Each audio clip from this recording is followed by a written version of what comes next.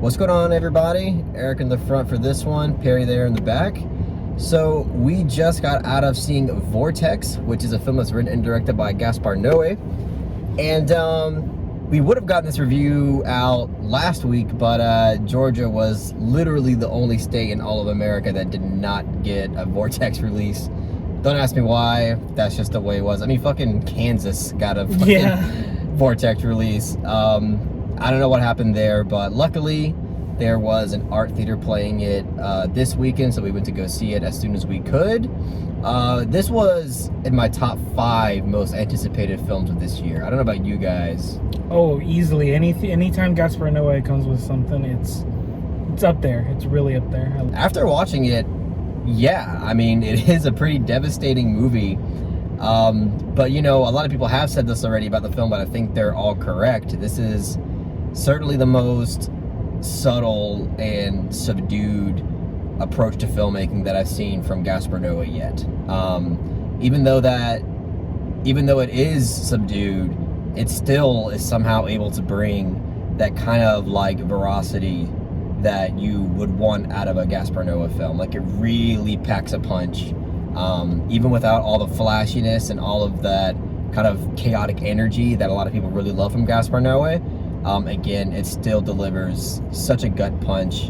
And yeah, it is a really heavy watch, but it's a film that is unafraid to really take its time, you know, build its setting, build its characters. Yeah, like, this film is really heavy. And I can see this also, like, even though I personally really like this film, I can see this, you know, being kind of a difficult film for some people to get into, because as I said, it does take its time and it is really bold with that approach. But to me, this film works very well on so many levels, and I do think it is very effective, again, at kind of expressing the themes of old age, of Alzheimer's, of you know, losing your identity, you know, losing your purpose,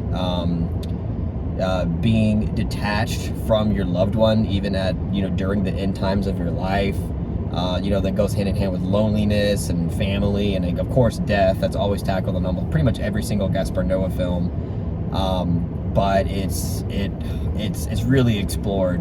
It's explored well. And before I pass it on to Eric, I thought the ending to this film was great. It's haunting, and it feels a bit nihilistic, but in a way, I don't know. I know everybody's gonna interpret it differently, but it's terrifying, but also a bit comforting in a weird way. But that's all I'll say. I'll go ahead and pass it on to Eric. Since you just mentioned the ending, I do, like, when I was watching the ending of this movie, not that I'm gonna say like what happens, but I'll just say that it felt like one of the darkest and most depressing things I've ever watched. Like, holy fuck. I think this movie is fucking excellent. And, you know, there are movies that have the same tackling of the subject matter, like deal with this subject matter, but Gaspar Noe really made it his own unique film. Like, he just, with every movie he makes, it's always such a unique presentation and way of making that film. And if I had to relate it closely to another movie in terms of style, I would definitely say it's more in line with Love. But Love is a movie that I don't like, and I think this movie is leagues, miles better in terms of acting, in terms of being believable, and really handling the subject matter with, like, complete, like, brutal honesty. This is easily his most mature film, and man, I want to say this, I love the use of the split screen. I think it's fucking great. It does not feel like a gimmick. I even liked it in Lux Eterna, but in this movie, it feels all of them are purposeful, and it never felt once distracting. The way the split screen comes into the effect, it's so powerful to me. It legitimately reminded me of, like, the aspect ratio change in Mommy. It's so great. Yeah, I love I mean, sorry to butt in, but no, you're good. The whole, like, split screen choice in this film, I loved it because it gives you, like, it gives you a separate perspective of each of their lives. Because the couple in this film, you come to realize pretty soon that they both kind of live their own lives, and it's kind of implied that they have probably done that for a very long time. And you get to have this intimate experience of both of their lives, but at the same exact time. And you know, and also see how eventually how that comes to clash with each other in their older years. But yeah, that's why I did like the split screen choice for the most part, because it gives you like a personal glimpse of each of their lives, like, but at the same time. So in a way it feels chaotic, and in a way it feels disorienting, but not distracting. But yeah, I'm sorry, Ari, you can go ahead. No, you're all good. Yeah. I hear, you know, whenever I hear complaints about Gaspar Noe, sometimes I usually hear that, like, the acting in his movies is not always the strongest. And even though I don't personally agree with that, this movie, like, undeniably has some brilliant acting from Dario Argento. And I'm sorry I don't remember the... Francois Lebrun. Yeah, they both do really fantastic jobs. The portrayal of, you know, that horrible mental illness is just so expertly fucking done. Like, it's so believable and it's scary that it just feels so real. I'm fucking flying here. No, yeah, it's all good. I'll try to get rid of it. But yeah, no, yeah, I absolutely agree. The acting is like beyond like the charts amazing. Like, it's, I mean, they both did a wonderful job. There's just one scene with Dario Argento, and you'll know what scene I'm talking about when you watch it, but that was one brutal ass scene. That was hard to watch. Yeah, really hard to watch. It builds, it goes on for so long, and then like when you're watching it, you're just kind of like mind blown at just how authentic the acting feels. Like, it's just, it's so convincing, and it's so uncomfortable. And it's that like, if you didn't know you were watching a Gaspar Noe film, that right there would be the scene. That's just very signature Gaspar Noe. Yeah, I'm basically in the same boat. I think this film is excellent. This is exactly what I was looking for, and I think this is exactly the type of film Gaspar should be making this late in his career. I completely agree. It's his most mature film to date, and I do think it offers the best acting in, well, let me not go, because they're still irreversible. Let me not go that far. Yeah, let me not go that far. Yeah, Irreversible offers some insane acting. Yeah, oh my God. But I would say this is almost on par with like Irreversible in terms of acting. I do think it's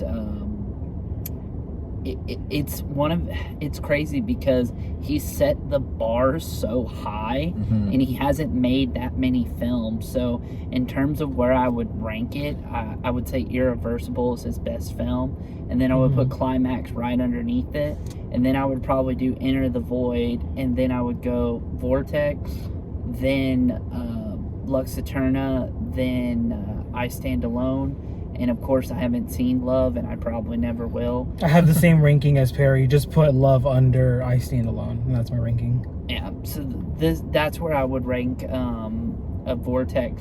But even though it's ranked 4th, like, keep in mind, like I said, Gaspar Noe has set the bar so high at this film. I mean, at this point, it's still an excellent film. Like, that's not a dig on the movie at all.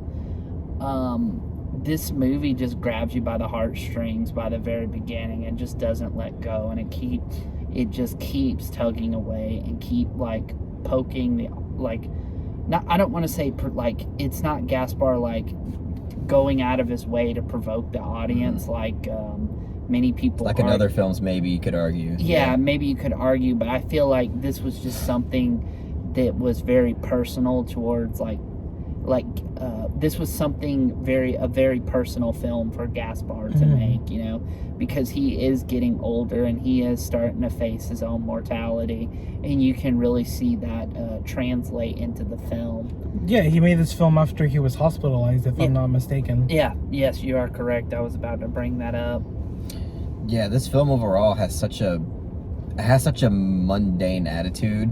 Like, there's a lot of different parts of the film where you do feel, and again, like, this is like the signature Gaspar Noe, where he loves to make the audience, he loves to make people's lives feel meaningless.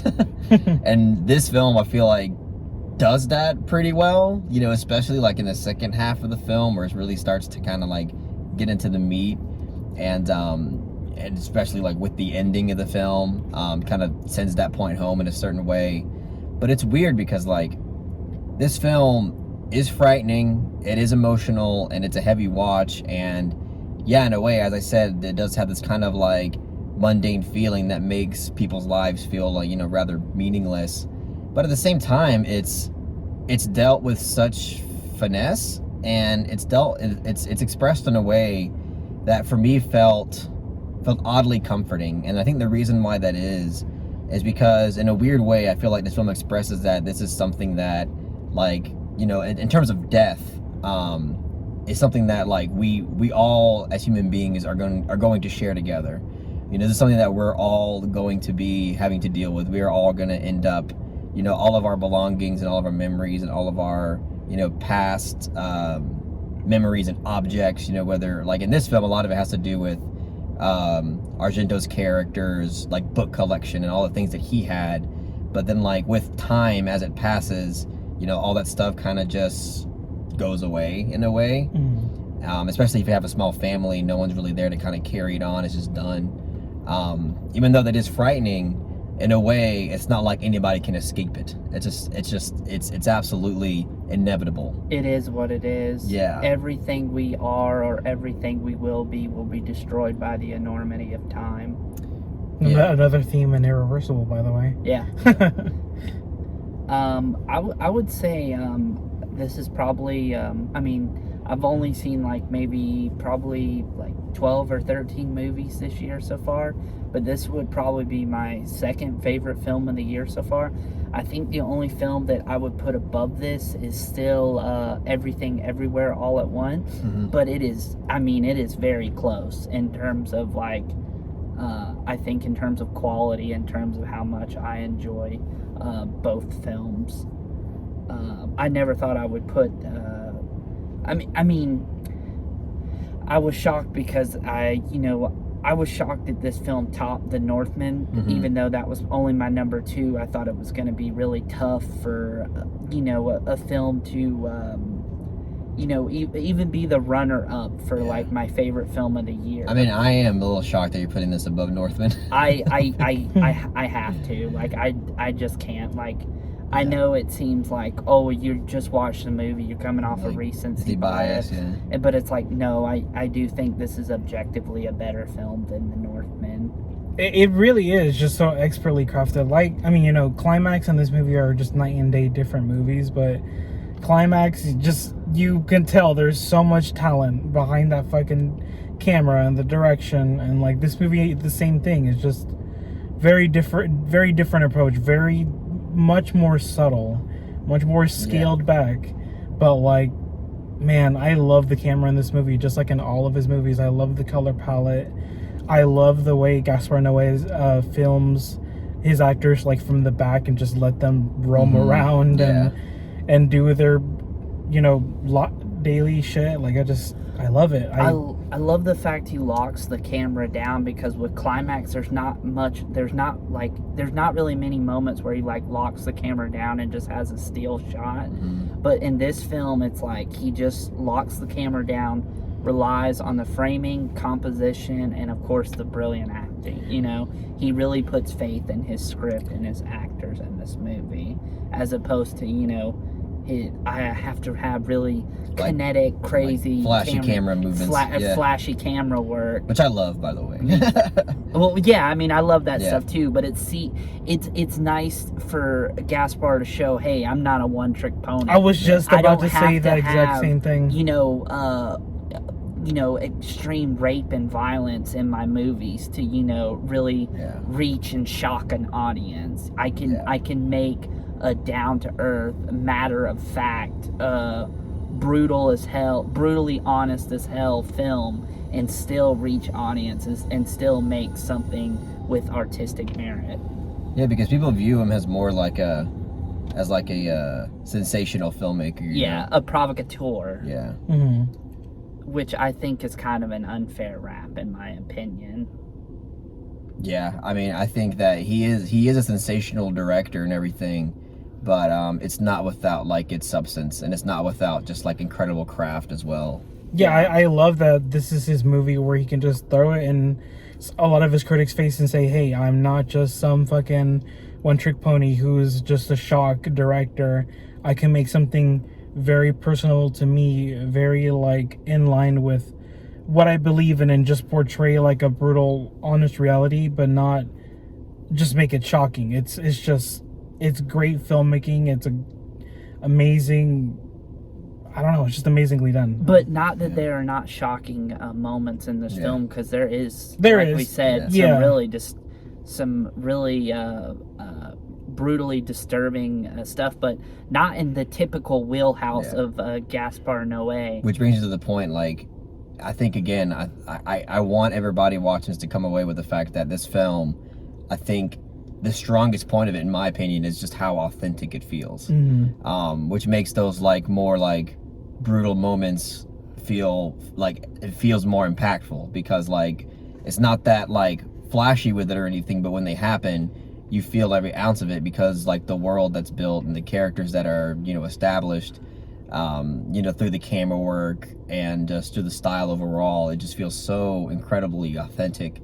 Like there's not a single moment in this film that feels like too cinematic. It all just feels like, it all feels incredibly real. There's not a single moment in this film where you doubt that, you know, that like you're not sold into the entire illusion that this film is trying to sell you, because I completely bought this world, I completely bought these characters, and it's just, again, this film, the strongest point is that it was incredibly authentic. Yeah, I've never seen Gaspar blur the lines between art and artifice as well as he did with this film, even if I don't think it's his best film. In terms of just blurring that line between art and artifice, I really do think this film comes the closest to that.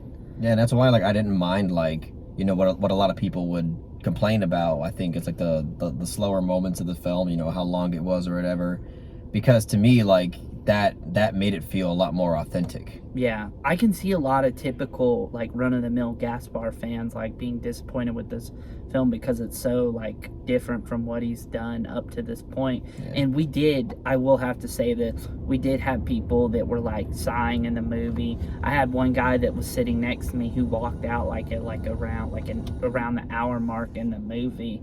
But it's like expectations kill enjoyment, you know? Yeah. I think people went into this movie like just wanting another like crazy nihilistic Gaspar Noe film, and that's not what this is. Yeah, it's stupid to walk into this movie and expect like another climax experience. Which, you know, I went into this movie with, and I got like what I wanted. It's different, but it's great. I will have to point this out. There's one scene that actually uses the score from Once Upon a Time in the West, and the way it was incorporated in the film was brilliant. I mean, just absolutely brilliant. I didn't even know it was part of that score. Yeah, I knew the second I heard the score, I'm like, that's from Once Upon a Time in the West. It's so fucking good. I don't even think this movie did this movie have No, a score? it didn't really have which a is score. awesome. I'm glad it didn't have a score. Same here. Again, going to it kind of contributes to the fact that it was authentic. Like, Mikel Haneke is another filmmaker that I feel like does that a lot, where he doesn't have like scores to his movies, and I feel like it just adds another layer of authenticity to his film. Right. Same here with this one. Like the climatic like conversation in The Sixth Sense, it's like in most parts of the movie, like there would be a score to tell the audience how to feel, and it's like M. Night Shyamalan said, but why though? Yeah, but why though? why would you put it in there if it doesn't need to be there? Absolutely. I mean, I'm ready to give ratings. Yep. It's late. I'm ready to. I know. I'm ready to go hit the sack. All right. I mean, I love this movie. Obviously, I think it deals with its heavy subject matter incredibly well, especially for Gaspar Noe. He handled it in such a mature way. He's unafraid to really take its time here in this movie, and I think it pays off with how authentic it feels. And I've been struggling with the grade, but I think I'm gonna give this a soft 9 out of 10. It was between a strong 8 or a soft 9, but fuck it, I'll give it a soft 9. I think it deserves it. Nice. All right, who goes next again? Me. Okay. Yeah, so I want to reiterate, Gaspar is one of my absolute favorite directors. He's got 2 masterpieces under his belt. And what you got to know about this movie is just it takes its time and it's different and it's not typical Gaspar. But nonetheless, this movie is just another film under his belt to prove he's fucking an incredible director. I'm gonna go with Carlos and I'm gonna give it a soft 9 out of 10.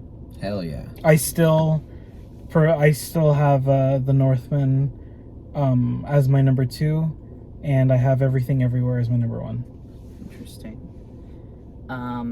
Yeah, just to reiterate, this film is not for everybody, and even though we really love this film, I could see a lot of y'all going to watch this movie and be like, what the fuck, guys? You sang its praises, and the movie was boring as hell, and only had moments of... I could definitely see people finding this movie boring. Yeah. Oh, yeah, for sure. And like we said, there was people... There was one guy there was walkout. There was people saying, fuck you, Gaspar Noe, by the end of the movie, but he's that type of filmmaker, and I feel like, you know, at this point, we should all know that about him. There was somebody who said, I have to be drunk to watch this movie. There's no way I can watch this sober, which I thought that was really funny and strange. But anyway, yeah, this is my second favorite film of the year so far. I'm going to have to give this a soft 9 out of 10. Hey, we're all in agreement. Yeah. That's Were we all in awesome. agreement for Climax too, or? I gave the movie a 10. I don't know what y'all gave. I give it a 10. I gave it a 9, and I feel like I feel comfortable with that 9 out of 10 for Climax. I rewatched Climax last night. It's so good. So good. Chef's kiss. By the way, Climax was our first review together. Yep. Yeah, all so 3 this of us. is a very special review for us because it's been roughly 3 years since we reviewed our first film together. Which, like I was telling the boys earlier, I can't even go back and watch that review because it's so cringe and I'm so inexperienced. Welcome to the club. I can't watch anything like fucking pre-2020. It just makes me cringe till I die. But yeah, Trial and error. Trial and error, man. You got to do it. It's how it works. It's how you evolve. Yeah. But stay tuned next week, guys. We're gonna go watch Men from Alex Garland and bring you a review for that as well. So I'm really stoked for that. As soon as I saw the trailer, I was really pumped for that. I'm so excited for a minute. It's in my top 5 for sure, most anticipated. Oh yeah, I'm really excited. Then we got the Bob's Burgers movie the week Yeah, after we're that. reviewing that. Yeah. I'm so pumped for that. I'm a huge Bob's Burgers fan too. Yeah, me and Eric. Perry likes it, but he hasn't watched enough of it, I don't think. But He likes it. I've watched a good chunk of it. Good chunk of it. Okay. I'll definitely try to watch more of it before we do the review. That's awesome, dude. But all right, thank y'all so much for watching this review for Vortex. If you really enjoyed what we had to say about the films, give it a thumbs up and share it amongst your friends. And don't forget to subscribe to the channel to be updated on more film-related content. Peace.